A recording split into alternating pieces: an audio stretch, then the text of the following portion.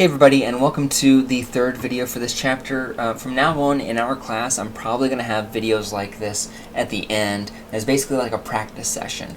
And so I want you to think about this as not like another lecture video for you to watch, but instead I want you to think of it as like an interactive thing or collaborative thing where I'm going to show you a data set. I'm going to ask you to calculate something, and I want you to try to do it on your own before you watch the video.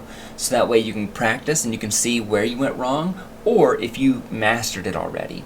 And then that way, you can throw that paper away and then you can start again, to double check your math. Alright, so in this chapter we learned all about central tendency, right? So we learned all about our good friend central tendency, and we learned about variance. So what I want us to do in this video, so I'm going, by the end of this video, I'm going to calculate, and I'm going to put it all over here. So this is our objective. Sorry, I keep hitting the microphone. I want the mean, I want the median, I want the mode, I want the range, I want everything here. I'm not going to ask you to do the inner quartile range because for this data set it's going to come out looking nasty, and I'm not going to ask you to calculate it on beyond at the first exam or beyond. So don't worry too much about the inner quartile range. You can find it in JASP with a breeze. It's not worth it to do it by hand here. What was I saying? Standard deviation.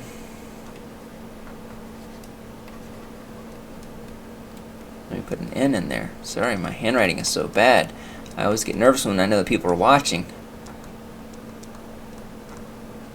Is there anything else we need to calculate? I think that's pretty much it. So we got a lot of work on our hands. Let's see if we can find these values using this data set. Alright, so that's your homework, or not your actual homework, but that's your mission. See if you can analyze those 6 values based on these 6 values. So with this data set right here, see if you can find the mean, median, mode, range, standard deviation, and variance.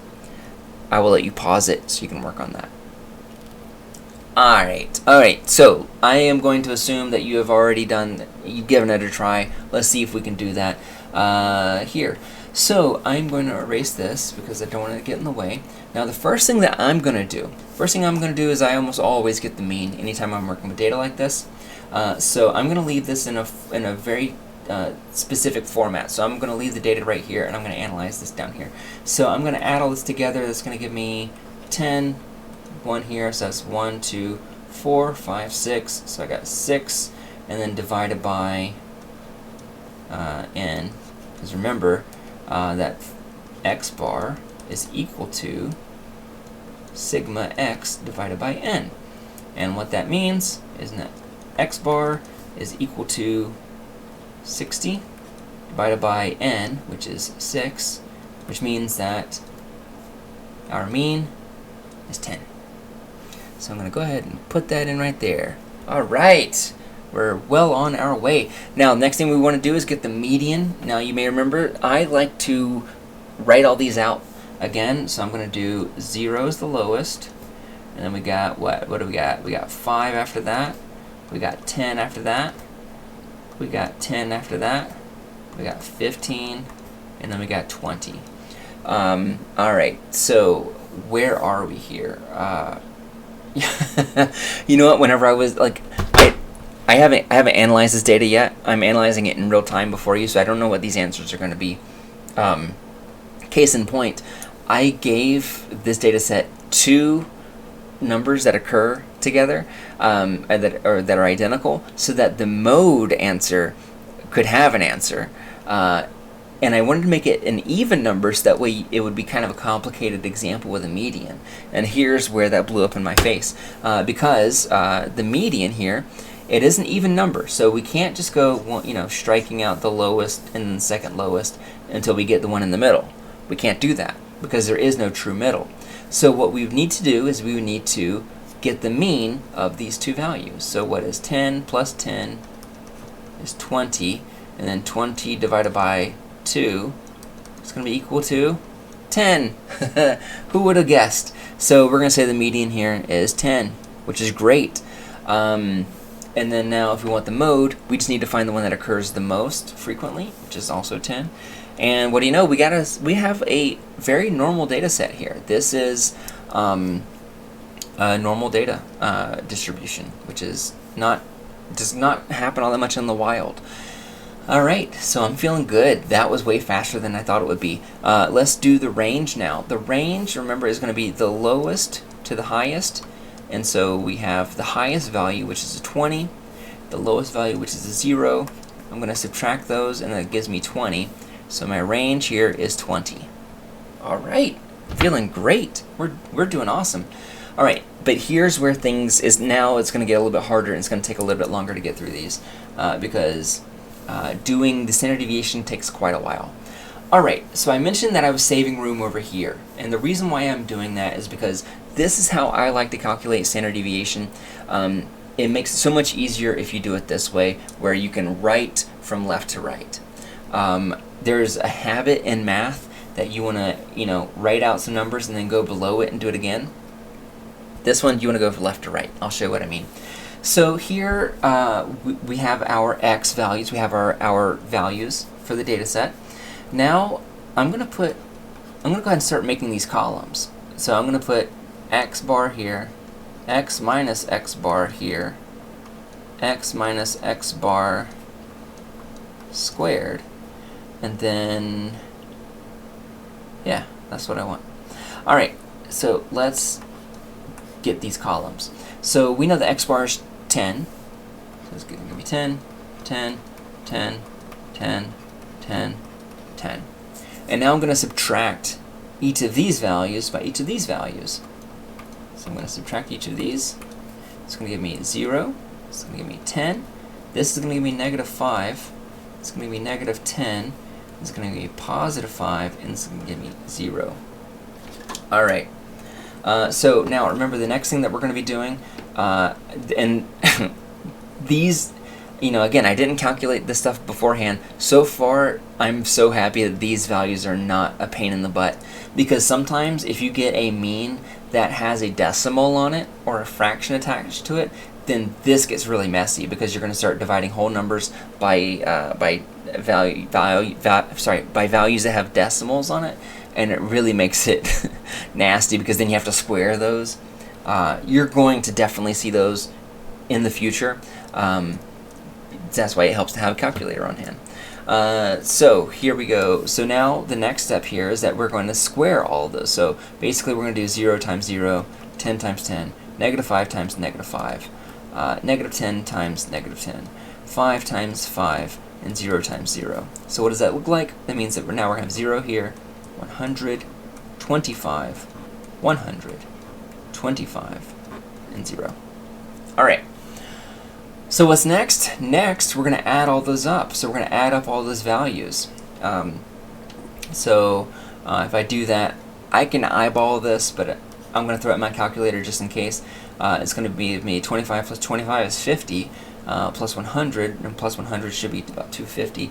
But I'm going to throw this in the calculator just in case because, to be honest with you, it is 2 o'clock in the morning, and I always do most of my work really early in the morning, or really late at night, I guess just to say. And I don't trust my brain as much at this point at night.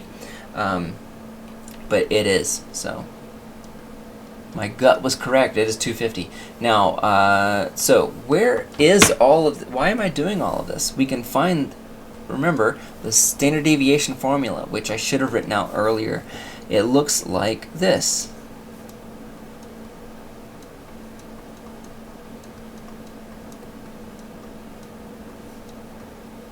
All right.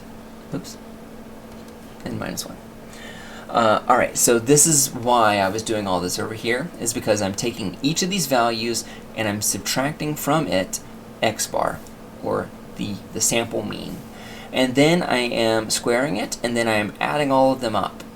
So that is where we are so far, which means that this is going to be s is equal to the square root of 250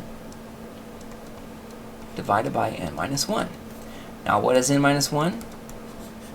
N minus 1 is going to be 6. Yeah, so this is 6 minus 1. So that means our standard deviation, standard deviation is going to be the square root of 250 divided by 5. And that is going to give me 250 divided by 5 should be 50. But again, I don't trust my brain. It is 50. And that means that our square root is going to be the square root of 50, which is 7.07. Alright, so that means our standard deviation is 7.07. And that is the most important, the two most important numbers when you describe any data set are almost always going to be the mean and the standard deviation. So we are good. We just did, this is a huge hurdle. If you followed along with this, even if you didn't get it right on your first try, if you followed along with this, congratulations, because this is a huge hurdle in statistics. Learning how to successfully describe the central tendency and the spread of your data using just two values is nothing easy. There's nothing easy about it. It's really hard. But you got there. Even if you just copied this because you couldn't do it on your own, you still did it. Congratulations. Now let's get this last piece and call it a day, and call it a night. I want to go to bed. So the variance here, remember, the variance is just this formula, but without the square root. Oh, I'm worried that I'm going to be writing into where my face from my webcam is going to be, so I hope that I'm not. But basically it's the same formula as the standard deviation, but it doesn't have square root. And we actually already know what that is, because if we look over at this right here, s is equal to the square root of 50, just get rid of that square root, and there we go. The variance is 50. See how easy that is? Whenever you calculate the standard deviation, you're always going to get the variance along the way. Basically, your variance is whatever that formula is before you slap the last step on it, before you do the square root at the very end.